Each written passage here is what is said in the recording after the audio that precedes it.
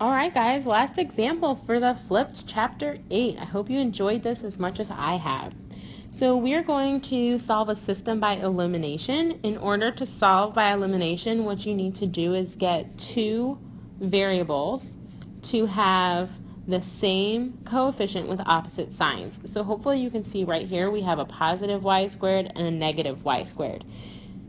That's already the same coefficient, being a 1, with opposite signs because one's positive and one is negative. If we didn't, we would want to multiply one or both of the equations by something to make them the same. So what I can do right now, since I have those variables that can be eliminated, I can eliminate that y squared. I can just go ahead and add my equations together. Being very careful because my second equation doesn't have any x term and my first one does. So just make sure you're combining like terms. 9x squared plus 1x squared is 10x squared. My positive y squared and negative y squared canceled out. They eliminated. That's the whole point of this. And then we'll have negative 90x plus 0 because there's no x term in this equation. And then 216 minus 16 will be 200 equals 0. So now we've got an x squared with an x. We're going to have a trinomial. We have to do our second most favorite thing of factoring. Take out the GCF of 10.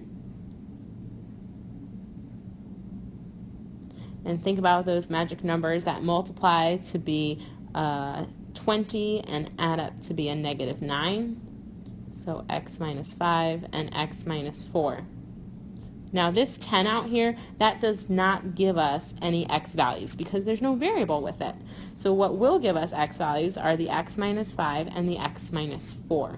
Setting those equal to 0 will give us x equals positive 5 and positive 4. So if we start setting up our answers, we'll have two ordered pairs, one where x is 5 and one where x is 4. To get those y coordinates now, we'll go ahead and plug our x values into our y equation. I'm going to go ahead and use this equation. Remember we said always use the simpler one. That's definitely the simpler one. So x squared is 5, so 5 squared minus y squared minus 16 equals 0. 25 minus y squared minus 16 equals 0. Combine like terms here.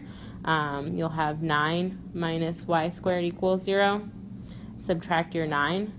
Negative y squared equals negative 9, which means positive y squared equals positive 9, which means y equals plus or minus 3. And I know a lot of you probably could have done that a little bit quicker, but always nice to show our steps. So when x is 5, y is plus or minus 3. I'm going to go to a new page now for the next y coordinate. Okay, so picking up from where we just were, we just figured out that x was 5 and 4. We plugged x equals 5 back into the simpler of the two equations to get that y equals plus or minus 3. So now we can go ahead and plug in 4. So 4 squared minus y squared minus 16 equals 0. 16 minus y squared minus 16 equals 0. These are going to go ahead and cancel out. Negative y squared equals 0, which means y squared equals 0, which means y equals 0. There is no plus or minus there, just like the last example. So you have 3 solutions here, 5 positive 3, 5 negative 3, and 4 0.